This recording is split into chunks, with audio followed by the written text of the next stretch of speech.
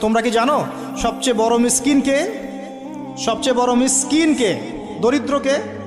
সাহাবীরা বলছেন আমরা তো মনে করি যার কাছে অর্থ সম্পদ কম সেই বড় মিসকিন। আল্লাহ রাসূল বলছেন ভুল। শোনো, সবচেয়ে বড় মিসকিন সেই ব্যক্তি যে ব্যক্তি পরকালে অনেক নেকি নিয়ে উঠবে, নামাজ, রোজা, হজ, যাকাত, ওমরা, হজের নেকি, বিশাল বিশাল নেকি। এরপরে সে দেখবে সামনে মানুষ দাঁড়িয়ে আছে, কারো গীবত করেছে, কাউকে তহমত দিয়েছে, কাউকে অপবাদ দিয়েছে, কারো টাকা চুরি করেছে, কাউকে অন্যায়ভাবে জুলুম করেছে, কাউকে পিটিয়েছে, কারো সম্পদ লুট করেছে ইত্যাদি। তখন আল্লাহ পাক বলবেন শোধ করে দাও। কিভাবে শোধ করা হবে? ফেরেশতারা জিজ্ঞাসা করবেন, আল্লাহর পক্ষ থেকে হুকুম আসবে এই ব্যক্তির নেকিগুলোকে ওদের আমল নামে কনভার্ট করো, বলছি শেয়ার ইট পাস করে দাও। ওটা আরো বড় টেকনোলজি হবে ইনশাআল্লাহ তাআলা।